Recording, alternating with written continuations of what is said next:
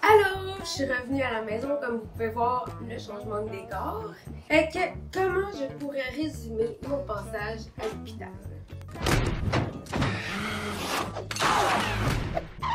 Next! J'ai eu mon congé d'hôpital. Le bonheur d'être à la maison. Mes lèvres me font mal tellement je souris tout le temps. Je me réveille, je suis à la maison, je vais aux toilettes, je suis à la maison. Mon chum arrive du travail, je suis à la maison. Puis faut pas de réaliser que je suis chez moi. Je suis tellement bien là. Mon lit, ma douche, ma bouffe, mon intimité, mon petit chien d'amour, Jeanne, que j'aime tellement. Bref, mon idée du sujet pour ma troisième vidéo, c'était un peu de parler de la féminité. Parce que je trouve que les gens ou la société, on dirait que le monde oublie que j'ai une libido, que j'ai besoin de me sentir femme comme tout le monde. Comme si ma maladie c'était ma seule identité, puis on me classait dans je suis quelqu'un de malade, puis qu'on oubliait tout le reste. J'ai grandi beaucoup, tu sais, comme avec les pubs d'enfants malades ou les campagnes de financement.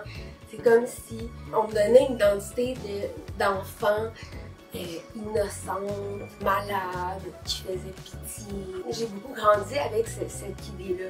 Adolescente, j'ai passé beaucoup de temps à l'hôpital. Puis tous les premiers parties, les premiers French, les premiers chums, c'est toutes les premières expériences qu'on vit à l'adolescence. Moi, j'étais tellement hospitalisée que j'étais pas là pour les vivre avec mes amis. Puis on me les racontait, je les voyais de loin. J'étais pas là parce que j'étais malade. Puis je trouvais ça difficile. J'avais des parents surprotecteurs vu ma maladie, c'est legit. Puis assez contrôlant, puis même infantilisant. En tout cas, à mon point de vue. Pour moi, ça faisait que c'était difficile de passer outre cette identité de malade-là, tellement ma maladie était tout le temps en premier plan. Je trouve ça difficile parfois dans ma relation de trouver l'équilibre avec mon chum entre être une bonne maîtresse, puis me sentir désirable et tout, puis tout ce qui va dans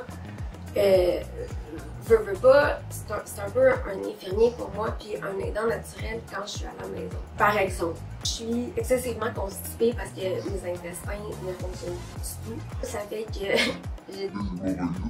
j'ai eu, là j'en ai plus, mais j'ai déjà eu des gros problèmes d'hémorroïdes. Je vais dire ça comme ça vient, là. Mais Chris, quand t'as un cheveu qui te sort du cul, je suis un peu complexée. Puis, tu sais, c'est beaucoup comme ça avec la maladie. Bon, moi, les cicatrices, ça me dérange pas, mais il y en a qui sont excessivement complexés par leurs cicatrices. Là, j'ai ma petite mascotte, là, mon petit bébé qui arrive me faire un câlin. Fait que je vais vous le montrer. C'est ma petite Jeanne d'amour. Mais très lourde.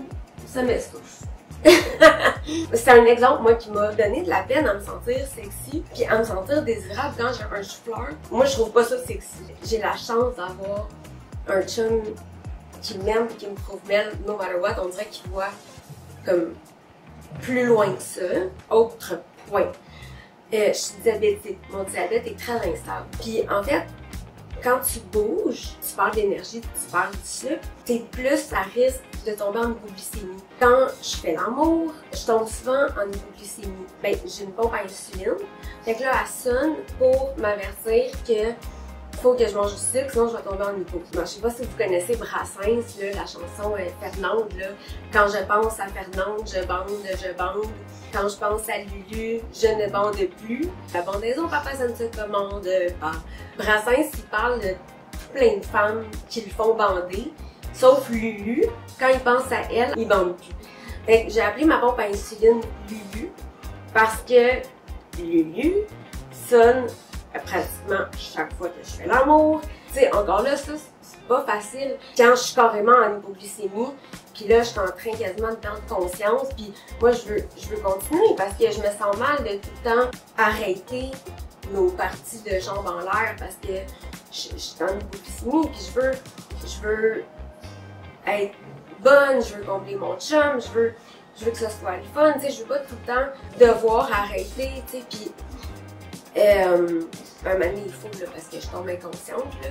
Encore là, j'ai la chance d'avoir un mari extraordinaire. C'est pas parce qu'il jouit pas à ce moment-là que ça me dérange, lui, il est juste content d'avoir pu faire l'amour le temps que ça a duré. Mais pour moi, c'est difficile. Je suis complexée par mon corps. J'ai de la misère à accepter toutes ces composantes-là qui font que c'est difficile de me sentir femme. C'est difficile de sentir que je suis désirable. Toute mon adolescence, là, moi j'ai un retard de croissance, j'ai été maigre, j'ai des petits seins. Ça m'a beaucoup complexé aussi d'avoir eu l'air d'une malade, d'avoir été un fantôme comparé à toutes mes amies qui pognaient tellement. Bref, c'est souvent comme si on oubliait que les gens malades ont une libido, ont besoin de se sentir beaux, ont besoin de sentir qu'ils plaisent, puis qu'ils veulent faire l'amour, puis combler leur partenaire. À l'hôpital aussi, c'est difficile d'avoir une intimité, là, tu sais, quand ma porte de chambre se barre pas, puis on se fait tout le temps déranger, là, tout le temps, même si je ferme le rideau, puis même si je ferme la porte, puis même si le monde sait que je suis avec mon amoureux, ils vont rentrer sans poser de questions, sans demander s'ils dérangent, sans demander la permission, ils vont rentrer. C'est comme ça à l'hôpital. Mon but, en fait, en faisant cette vidéo-là, c'est de faire prendre conscience aux autres que les malades ou les handicapés, tout le monde a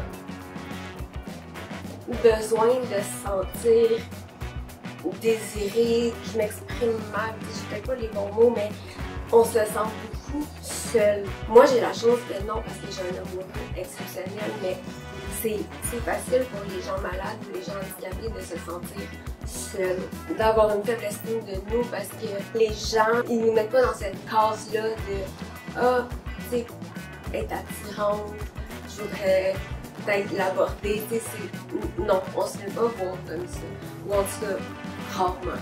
Moi, j'ai pas vraiment de tabou, puis je suis à l'aise de parler de n'importe quoi, puis peut-être que je suis même trop directe des fois, là, mais je suis comme ça, mais c'est un sujet qui m'a quand même fait souffrir, qui m'a fait me questionner, qui m'a fait sentir seule. C'est ça, je voulais en parler avec vous pour toutes les raisons que je viens de mentionner, puis aussi pour peut-être que mes consoeurs, confrères, fibroscystiques et autres malades qui me suivent puissent s'identifier à ça, ou on peut s'en parler après. Peu importe. Moi, c'est un sujet qui m'habitait, qui me tenait à cœur. Je voulais le partager avec vous. Puis ma petite Jeanne qui est venue me faire un petit cadeau. Donc, si vous avez des questions, des idées de sujets à venir qui vous intéressent, ben n'hésitez pas à les mettre en commentaire. Merci!